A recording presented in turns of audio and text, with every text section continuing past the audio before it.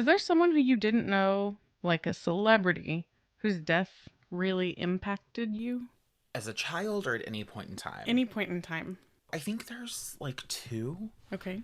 And honestly, more than that, and it might be more of a collective mourning, the first time I can really understand that is reading stories in school, like The Diary of Anne Frank or Night by Eli Wiesel. Mm-hmm. And in both of those instances, I remember being really emotional as I learned more about the Holocaust and what they suffered. Mm-hmm.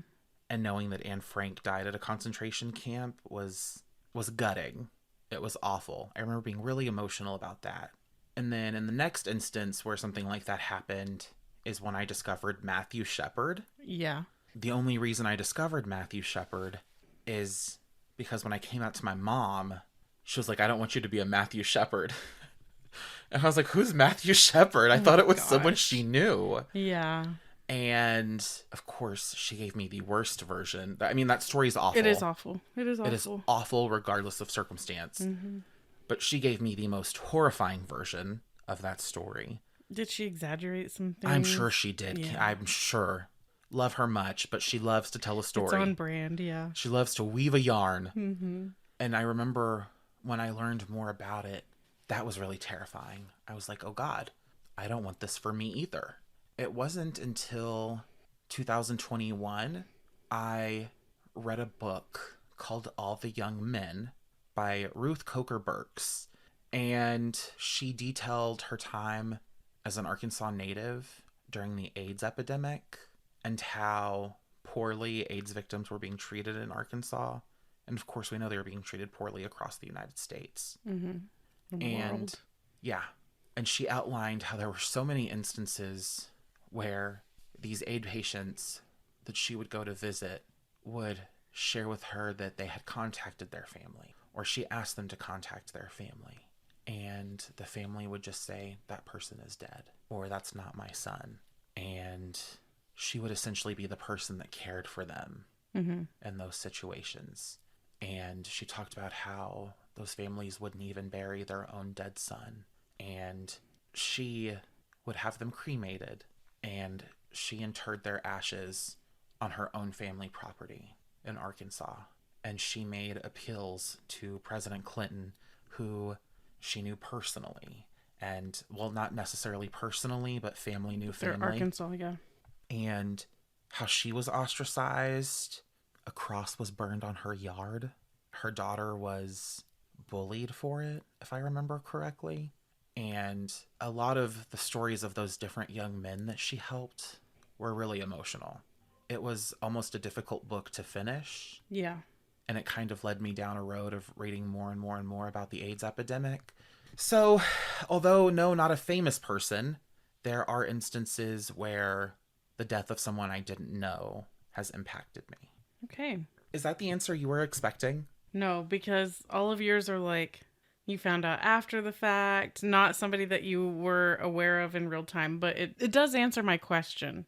But I think I was maybe putting more credence on the like a celebrity part. Well, I did watch Rock Hudson, a documentary on him and his death and struggle with AIDS, and that was horrible and terrible and awful.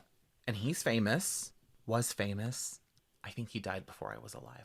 Yeah, all of your people have basically died before you were 10. Oh, oh my God, I'm so sorry. I have one more and I can't forget. His name was Pedro Zamora. He did not die before I was alive, and he was a celebrity because I believe he was the first openly gay housemate on The Real World. Mhm. And if he wasn't the first openly gay housemate, he was the first housemate to be openly HIV positive. Hmm. And there were roommates that were so unkind to him Yeah. and questioned whether or not they could even shower in the same place he had showered. Yeah. And of course, we're talking about the mid 90s. Mhm. There wasn't a great understanding of AIDS or its transmission. Right. And I only discovered him because assigned a project to all Spanish 3 students. Mhm. And you had to pick a famous Mexican celebrity or activist and do a research project on them. He gave us like a prefabricated list of Mexican nationals that we could pick. And Pedro Zamora was on that list. And I don't know what drew me to it. I don't know if it was on there that he had AIDS or what. But I ended up picking him. And that was also really emotional. I was not even... Well, I was at terms with my sexuality, but I was still going through a lot. Right. It was just weird. And then I also had to like do the presentation on him out loud. And I remember Senor kept laughing as I was giving the most devastating talk about Pedro Zamora because the button on my shorts kept popping open. And I would try to covertly close it and it would just pop right back open. And he just kept laughing as I detailed how this man struggled in this house and then he did die. And there was just Senor and the whole rest of the class laughing in the background. Oh my gosh. As my shorts kept exploding. Did you have one of those? You always give me like some answer that's way, way, way beyond what my answer is. And I'm just going to say this because my sister loves to bring this up. So when I was young, I loved Britney Spears when I was young. Big Britney Spears fan. And my cousin, he was very big Justin Timberlake fan, which didn't age well. But there was some tabloid or some report came out that they had been in a car accident and had both died. And he and I were so upset because I was at my grandma's when this happened. And we were both like, my sister likes to say that we were both crying. I don't remember crying, but like, I guess. You were bereft. We were very upset because we both were big fans and they were dating and da-da-da-da-da. And yeah, so that's where I'm going to go with that. But I do have a hard time consuming any information about Selena without crying. Oh. I mean, obviously, like when Michael died, when Whitney died, when Kobe died, all of those things were... None of those affected me. I mean, I didn't call out of work or anything. Yeah. But it's tragic in all of those cases in different ways, right? Right. But no, not Anne Frank for me. I've never read it. Maybe if I had. I did read Night, but that one didn't get me either. My sister actually asked me about that on Friday. She was like, what was that book by some woman? And I was like, I know she's talking about Night. I know she's talking about Night, and that is not a woman. But, you know, Ely. Mm-hmm. Especially for somebody that was 15 at the time. I read that shit in 7th grade. Yeah, we read it in 10th grade. And she was like, yeah, there was a scene where they were standing in line behind somebody and they had gotten their period and there was just blood. And I was like, yeah, that's not a female author. Are there any deaths that you can think of or that you've heard of somebody well known that has impacted maybe society or a large demographic? I remember my mom being really upset about the death of Princess Diana. Okay, yeah, I think that is up there. Candle in the Wind. Yeah. Let me tell you about Jill Dando. Jill Dando. Mm-hmm. Am I supposed to recognize her name right off the bat? No. Okay. Jill Dando had always been drawn to television. She shared in an interview that even at the age of 8, she would go to the library and check out books about TV. She was destined to become a notable television personality. She was born in Weston-super-Mare and involved herself in theater during her adolescence. Weston-super-Mare? Weston-super-Mare. Where's that? England. Oh, okay. An English story. Got it. Okay. At 18, she volunteered at Sunshine Radio Hospital. Her first job in journalism was when she worked for the local newspaper, that Weston Mercury. What are all of these names? What is the Sunshine Radio Hospital? Well, I think there's a hospital that had a... Sunshine Radio in it? That had a radio station. That's weird. Okay. It said radio, so I assumed that it was some sort of thing where she was around the production of a show, if not a part of it. But at a hospital? Yeah. I'm so confused. It's fine. It's not it's really... Fine. Yeah. It doesn't matter. It doesn't. Okay. Okay. Her first job in journalism was when she worked for the local newspaper, the Weston Mercury. And journalism ran in her family because both her father, Jack, and her brother, Nigel, had worked there. And that was likely how she was able to get her foot in the door. But that is not to take away anything from how hard Jill worked or her skillfulness to command an audience. So they might have helped her get her foot in the door, but her skill was apparent. Well, she belonged there. Yeah, She belonged in journalism. Good. And after 5 years of working for the newspaper, she transitioned in 1985 from print journalism into reading news for BBC Radio Devon. Ooh. Shortly after Jill turned 24, Jill and Nigel lost their mother to leukemia in January 1986. That's sad. It is sad. And it doesn't inform anything really, but it didn't feel okay to leave out. I understand that. Yeah. Yeah, it may not necessarily contribute to whatever you're going to tell me, but I do think it's important that we understand her family dynamic. Mm-hmm. By early 1988, Jill was ready to move to London to take on television and a new look. I love that Jill is a go-getter. And she's in the field that she belongs in. She'd been interested in this since she was a child. As a child, were you going to learn about your future career, checking out books about social work at 8 years old? No, definitely. Weird that you said social work, because that was not on my... I know. But that's, so no, I definitely wasn't looking but that's for... kind of my point. She knew from a young age what she wanted to do and where she was supposed to be. She was working for the BBC, on air for BBC One and BBC Two, doing short, hourly news reporting. And like I said, when she moved, she knew she needed a new look. She had been told she looked, quote-unquote, regional. Okay, what does that mean? I think it means... Like, does something typify that region? No, I just think it means, like, maybe more plain. I don't know. The only time I've ever really heard anybody say it is RuPaul on, on Drag Race UK Series 2. Was it Series 2 or was it Series 1? It was Series 2. It was Tia Coffee. She said it too. Yeah, I don't know. But I understand what you're saying because I've heard it in the same context. I've only ever heard about it in relation to the BBC, is what I'm saying. There you go. Yeah.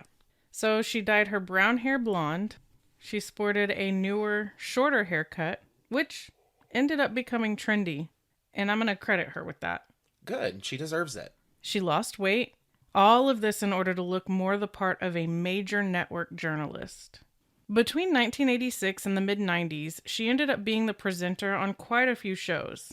Breakfast Time, Breakfast News, the BBC 1 o'clock news, the 6 o'clock news, Holiday, which was a travel show, and occasionally Songs of Praise. Jill had been raised Baptist, and her religion remained a very important part of her life. In 1995, she started hosting Crime Watch. Are you familiar with Crime Watch? No. No? I don't think so. Is it an English show? It is an English show. Nope. Don't know it. All right. Well, it is a monthly show that recreated major unsolved crime cases in the UK in hopes that it would renew interest in and conversations around these crimes in hopes of helping to solve them. Okay. It ran from June 1984 to March 2017. Wow. It's a long-running television show. And it did produce some of the desired results. About a third of the cases that were recreated for the show were solved. Wow, a third? A third. And about half of those case closings directly resulted from people watching the show and calling in tips or information that they may have had or not realized they had until the show aired. That's incredible. Yeah. Especially considering the time that the show ran, to say that a third of those cases were solved and that a sixth of the cases that they covered throughout that June 1984 to March 2017 were closed as a result of the show. Yeah, what is that, like 17% of all their cases? Around there. Yeah. Like 16.5%? Yeah. 16.75%. Some of the most notorious crimes in British history have been solved through airing episodes on Crime Watch. Jill Dando's regular presence in so many British households meant that she was finally doing what she set out to do. And so she was able to focus more on her personal life. As I mentioned before, Jill was on BBC in the late 80s and early 90s. She also was romantically involved with a BBC executive from 1989 to 1996, Bob Wheaton. She had a short romance with a national park warden named Simon Bassel that fell between her relationship with Wheaton and December 1997, when she went on a blind date with a gynecologist named Alan Farthing, who was separated from his wife at the time. I am going to say this cautiously. Okay. I love the name Farthing. It's so odd. Farthing. Okay. Yeah, I hope he's not the killer. No, it's fine. Okay. You're allowed to like a name. Okay. So killer. Got it. Alan Farthing, as I mentioned, gynecologist. Yeah. And he later went on to become the Queen's gynecologist. I also think that male gynecologists are odd. Anyways, go ahead. I'm so sorry. Probably has a good snatch game. Really knows how to work a speculum. Oh, gosh. Yeah. But the Queen's. Just take a moment. Think about that. This was the Queen's gynecologist. Not at the time that they dated, but... I mean, she was rubbing elbows with some impressive people. Yes. A BBC exec, the guy in the middle. The park warden. Oh, the park warden. Was it the Queen's Park? No word. Are they all the Queen's Park? I think they might all be they were all the Queen's Park. Once upon a time. Anyway, Alan and Jill had moved in together and announced their engagement on January 31st, 1999. Oh, okay. After his divorce was finalized. So this was serious. Yes. They set the date of their wedding for September 25th of the same year. Was she still on BBC at this time? Yes. Okay. The week of April 24th, 1999, Jill was featured on the cover of Radio Times magazine. She'd been booked to co-host the 1999 British Academy Television Awards, which would take place May 9th. And on April 23rd, she wrapped the filming of the show Antiques Inspectors, and the first episode aired April 25th. The following morning, Jill left Alan's apartment and drove to her house on Gowan Avenue. Since moving in with Alan, she hadn't been spending much time at her house. She didn't visit it frequently, and she was in the process of selling it. She was just heading there for contract documents that had been faxed to her there. And as she approached her front door at 11:32 PM? a.m., Okay. Jill Dando was shot once in the back of the head. Oh my God. Like as she was entering her property? Yes. Her home? Right as she was on her doorstep, basically. And she was shot in the back of the head. In the back of the head. I assume this is like a busy London street? No, I don't believe so. It's a residential area. Okay. Not busy. Because at 11:46, which is 14 minutes later, her neighbor Helen Doble came upon the body of Jill and phoned the police. Oh no. She was pronounced deceased upon her arrival at the hospital 91 minutes after arriving at her front door. Britain was devastated. They had grieved Princess Diana's death a year and a half prior, and now they were collectively losing another major figure. So if you were going to liken her to somebody that's American, could we say maybe like Ryan Seacrest or, well, I guess she did news, but also television. Like I'm going through this, is it like a Drew Carey? Is it like an Oprah Winfrey? I would maybe go Oprah. That's what I was thinking. Okay. Oprah. Okay, Oprah's a big deal. I know. Okay. But it would also be like we had just lost a beloved first lady the year prior, or like, and they didn't look dissimilar, especially with her new look. Jill Dando and Princess Diana, they had similar aesthetics. Okay. That makes sense. Which is just a parallel. That's not really mentioned. It was mentioned, though, multiple times in Netflix's Who Killed Jill Dando, how if Princess Di was the people's rose, Jill Dando was the people's sunflower. Several people likened her death to that of Princess Diana's, so I want to make sure that I convey that she was a beloved staple in many people's daily life. Yeah, it sounds like she had tremendous value to the people of the UK. Well, she graced their screens several times a day. The 2 breakfast shows, the 1 o'clock show, the 6 o'clock show. She was on some of the evening programming, the primetime programming. I bet she was exhausted. Probably, but I think she was really loving her life. I'm sure. There was a scene in the documentary where she's at this, what looks to be a gala, and she's just living her life. You can tell that she feels like a princess. Like she feels appreciative and special, and she's not taking what's going on around her for granted. Right. But Yeah, she was just a very enamoring figure Right. for the people. Well, she was TV royalty, I suppose, at that point. Yes. Yeah. I mean, she'd been on their screens consistently for, what, like 7 years? Yeah. No, more than that. The better part of a decade. More than a decade, right? The better part of more than a decade. So yeah, the decision was made to halt the airing of Antiques Inspectors, but later that year, the network did decide to release the episodes in order to honor Jill and the work that she had put into them. I'm glad. I'm glad they decided that.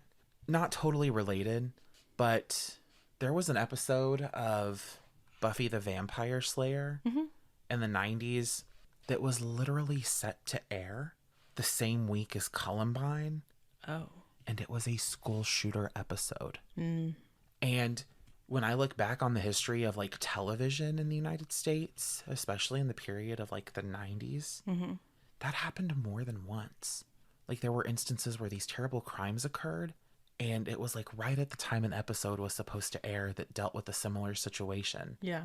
And so I know it's not totally the same, but I do think it's an exercise in good judgment to say, I think maybe we ought to pull this episode or these episodes for this period of time. Yeah. Well, I think that the people needed the time to grieve, but then after 5 months or 4.5 months or however the math actually works out, that it was a way for them to still celebrate her and show their respect for her and for what she did, and to give them those final few episodes. Yeah, I think it would be really unsettling to know that someone had just died and then to see their new episode that same week. Oh, yeah.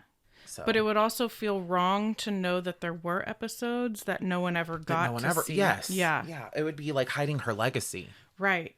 During the autopsy of Jill, it was determined that the shooter had held the gun to her head at the time that they pulled the trigger. Richard Hughes, the next-door neighbor to Jill's house on Gowan Avenue, heard a woman scream, but he chalked it up to someone surprising someone else. Who was the woman screaming? Jill? I mean, she was shot in the head. She screamed. Right. He didn't hear a gunshot, but he did look out the window, and not realizing that Jill lay near her front door with a gunshot wound, he saw a 6-foot-tall white man walking away from the scene. Oh my God. So he heard the scream after she was shot, and a 6-foot-tall white man was walking away. Mm-hmm. How tall was Alan Farthing? The man who went on to become the gynecologist of the Queen's Queen. Gyne? Yeah. I don't know if I put this in here, Uh-huh. but it was something that stood out to me when I was researching it, so I'm surprised that it's not right here. But I said that the forensic pathologist determined that the shooter had held the gun to her head. So part of the reason that there was no audible gunshot is because in doing that and holding it flush to the head, it created the same type of silencing that a suppressor, or I think what's more commonly called a silencer, does. Oh my God. Yeah. So he used her own skull to silence the gunshot. That's a remarkably close distance to shoot someone at. Yeah, I think that, I mean, if he did it from afar, would she have screamed, or would she have just, I mean, she was shot in the head. I think she knew in the split second before that somebody was there and meant to do her harm. Okay. And then, well, that makes more sense if she Yeah. felt that on the back of her head before the Right. shot was fired. right. That must have been a terrifying split second. Yeah. As you can imagine, the media covered this case extensively. She was one of their own. Britain's sweetheart reporter, savagely slain on her own doorstep. But for over a year, the Met was unable to make any progress in identifying the man Richard Hughes had seen fleeing the scene. The Met? Yeah, the Metropolitan Police. Oh, okay. The Met. I didn't know that's what they were referred to as. Sorry, I forget that you're not British. Yeah, as are most people.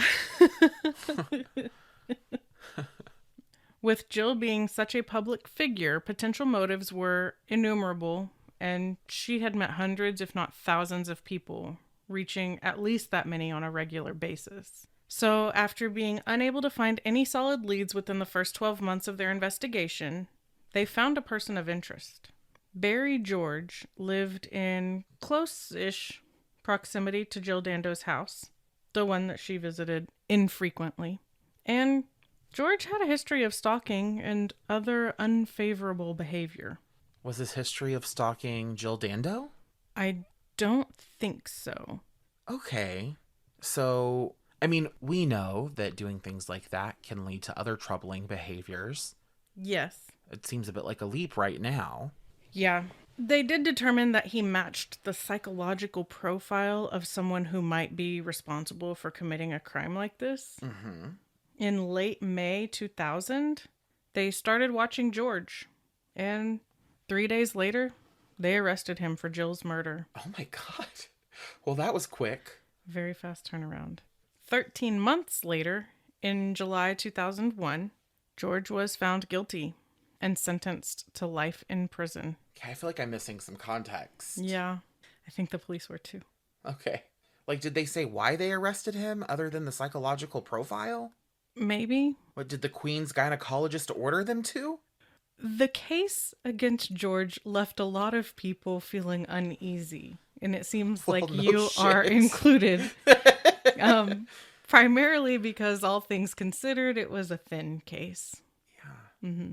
I mean, I just think about how some people aren't arrested, and the case against them is pretty thick. Right. And in this instance, we know virtually nothing about George Barry, and he's convicted, tried, and found guilty in no time. Yeah. All right, lickety split. Yeah. He appealed twice, and both times his appeals were denied. But his third appeal was approved after it was revealed that the prosecution had left out a menial little tidbit about forensic evidence left at the scene because it didn't happen to match George. Oh, okay. Yeah, that would be... How long did he know about this? How long did the prosecutor know about this other DNA evidence? Well, I said he was found guilty and sentenced in July 2001, so we are now in November 2007. I've been listening to different podcasts recently, long-form true crime podcasts. Mm-hmm. And one of the things, and I'm asking this because I want to know if the same is true in the UK, but in the United States, if the prosecution finds information during discovery that would support the defense, they have to turn it over to the defense. And if they don't, it's a Brady violation. Correct. Yeah. Does the same thing apply in the UK? I don't know the answer to that. All I know is at the beginning of August 2008, George was acquitted and released. Well, thank goodness for that. Mm-hmm. Poor George. Actually, he could be a terrible person, but he didn't deserve to be tried and found guilty for murder. Right. Of a UK icon. Mm-hmm. And that's kind of where the case stands. We don't know who murdered her? Mm-mm. We know that Jill Dando was a beacon. She was a regular fixture throughout British households, and she was murdered in cold blood. Are you joking? I'm not joking. Okay. That's what we know. Okay, so what about these three men that we talked about? Okay, those were just her romantic partners. Oh, that was nothing to do with the case? No, but I love the journey that you went on with that. But there have been many theories surrounding the identity or motive behind the murder of Jill Dando. Okay, let's get to them because I feel like I might have some similar theories. As you know, Mm-hmm. it is always the husband. Duh. So all the men who Jill had been romantically linked to were investigated. Okay. Shortly before her death, she had transferred £35,000 to Bob Wheaton. Oh, the BBC exec. Yes. Okay. Police believed this was a loan giving the jilted lover who owed Jill money a motive or two. But why would the BBC exec owe her money? I don't know. She gave him £35,000 and it ended up being a gift, and Wheaton, along with everyone else Jill had had a relationship with, were ultimately rolled out. But that was the only thing that they were like, this £35,000, she's giving it to her ex, and her ex executive of the BBC partner. I don't know if there was maybe some sort of large transaction, like maybe they co-owned something. Right. Or I don't know, but I know that it was determined that this was not the motive for her being gunned down on her doorstep. In my head, and my slightly salacious and sensationalist mind. Part of what I immediately thought and felt when you were talking about the lovers and you talked about Bob Wheaton Mm-hmm. and his status as an executive at the BBC is I was concerned that he was a jilted lover and he thought of himself as being entitled to more because he had helped Jill somehow in her career. And that makes a lot more sense to me about why he would harm her than 35,000 pounds. Yeah, I don't know why they broke up. I don't know if that was a mutual thing or what the case may be, because it would be difficult to imagine that, because no matter what, he's in a position of power, but she's in a different position of power. But it would be difficult to imagine that she would end things with him in a way that was not amicable, because that would make work very uncomfortable. Right. Well, also, she was the face. Mm-hmm. That's who people knew. But he was the money. There would be very little sympathy for, at least public sympathy, for the money It's true. versus the person. Yeah. So it seems, well, I say that, even if I thought it was going to be a miscalculation on his part, if he had something to do with it, he hasn't been caught yet. That's true. Like I said, she did host Crime Watch for a while, and it was believed that since Crime Watch helped uncover the identities of criminals who would have otherwise gotten away with it, that her hosting the show made her a target for some seedy criminal willing to pay her back for whatever role they perceived her to have in this scenario. But also, it was determined to not be the likeliest scenario that somebody who almost got away with it was mad that she was the host of a show that helped bring them down, Right.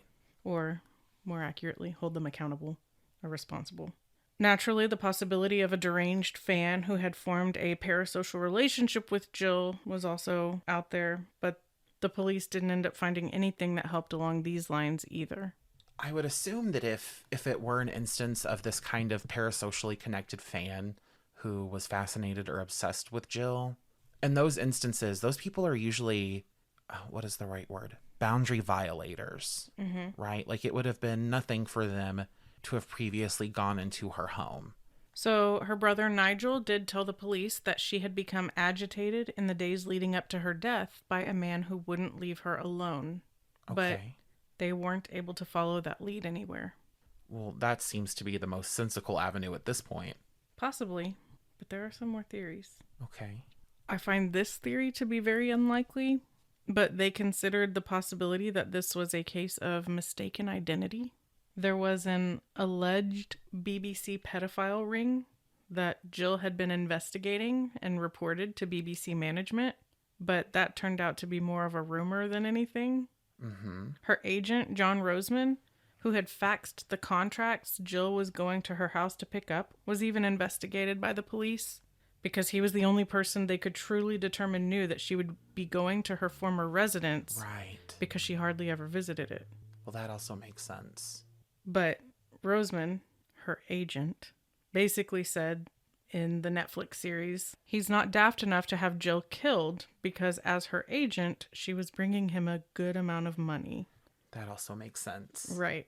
In 1999, during the Kosovo War, in which the UK and NATO opposed Serbia, NATO carried out a bombing campaign in Serbia. 3 weeks prior to Jill's death, she had been shown requesting support for refugees of Serbia. Oh. After Jill's murder, calls came in stating that the murder had been an act of revenge, a retaliation for the Serbian bombing. More deaths were threatened in these calls, but they weren't believed to have much credibility. Some of the confusion with who would have perpetrated this act against Jill Dando was that the gun was of a relatively poor quality, which made police believe this was not some assassination carried out by a professional, another theory that was touted. But the barrel of the gun had been pressed to the back of Jill's head after she'd complied with an order to get on the ground. Okay. And like I said before, by pulling the trigger with it placed against her head, the head itself acted as a suppressor, which explains why people did not hear anything that sounded like a gunshot.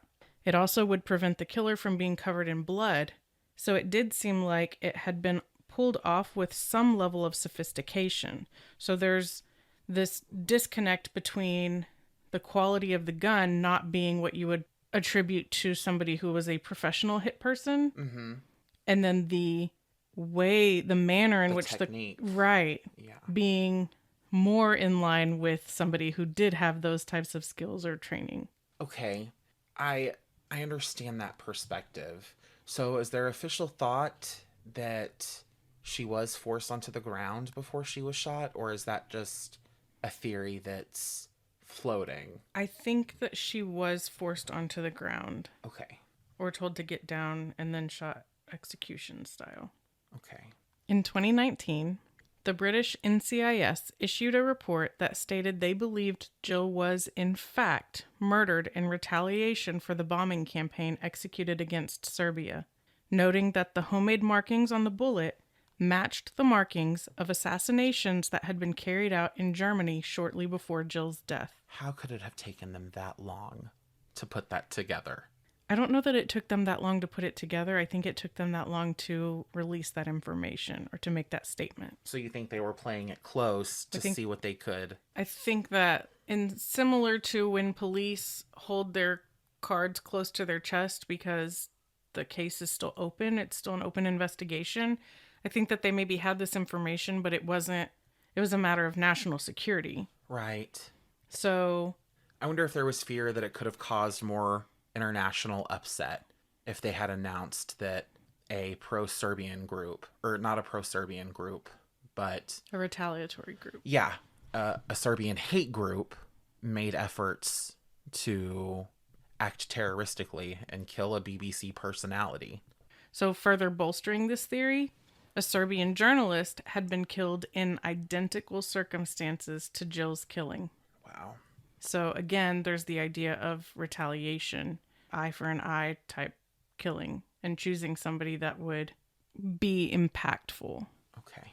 4 Serbian Secret Service agents were convicted of the murder of Jill Dando in 2019. But in 2024, the convictions were reversed after the men appealed. Any information as to why they were charged and then why later they appealed and got off? Not that I have. Okay. But that's 2024. I mean, that's where we're at right now. So I've got some information about the legacy that Jill Dando left behind. Okay. Jill was only 37 at the time of her death and therefore didn't have a will. So her father inherited the over £1 million that Jill had. There's footage of her funeral procession throughout the streets of London where people lined the streets with flowers that they tossed on the hearse as it passed in order to pay their respects. Wow. On the 2nd anniversary of her death, the Jill Dando Institute of Crime Science was founded at University College London. BBC Television created a memorial garden in her name, designing it with a color scheme and plant selection that held special meaning for Jill. Oh, that's wonderful. Mm-hmm. It sounds beautiful. It does. Because it seems very intentional to choose a color scheme and specific plants that held meaning for her. A BBC broadcast award was set up in her name, of which the recipient is able to study journalism. And the first woman to receive this award and subsequent scholarship came from Weston-super-Mare, Jill's hometown. And in Weston, at the university where Jill had studied, a new building was named the Jill Dando Center. And that's the story of the unsolved murder of Jill Dando. Wow, she held a lot of value amongst the people of the UK. Yes, and I also think the timing of, and the likenesses that she and Princess Diana shared, and then the timing of their deaths being so close to one another, it was just almost like continuous grief for... Like a triggering event or a re-traumatization of somebody or something to have buried the people's princess. Well, and they're both beloved. They brought this joy and this like kindness that exuded from them that people felt. They felt a warmth from these women, and then to lose them in such tragic ways, so close together. Yeah, just quick succession. Wow. I didn't know anything about Jill Dando before today, but now I feel like I know a lot. Yeah. The UK's sunflower. Britain's sunflower. Mm. That, to me, that detail where they said if Princess Di is Britain's rose, then Jill Dando is Britain's sunflower, that again contributed to this idea of a warmth and of a friendliness and somebody that they invited into their homes every single day, multiple times a day. Is there any... Now I'm curious about the impact on the victim's family.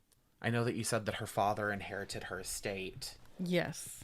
But other than Alan Farthing going on to be the Queen's gynecologist, was there ever any kind of notice about what that was like for him? I mean, I think he was devastated. Everybody, Britain was devastated. Right. And he's a part of that. Yeah, the whole island was devastated. Mm-hmm. But no, I don't think that I found anything specific to him in my research. Just a lot of theories. Yeah. And an incredible legacy. Mm-hmm. Well, that was an excellent case. Thanks. It's unsolved, so I guess it could have been better. Bam. Back to back. Oh, yeah. You just did an unsolved case last week. Cold case. A complete list of sources and any links can be found in the show notes. And that's all we've got for this episode. If you enjoyed listening and want to hear more, please subscribe and drop us a 5-star rating on Apple Podcasts or wherever you're listening. Make sure to recommend us to a friend and follow us at End of Crime Pod on Instagram. And don't forget to like us on Facebook at Until the End of Crime and join our discussion group. Our email address is endofcrimepod@gmail.com. So send us questions, requests, or episode suggestions. Thank you for listening. Until the next crime.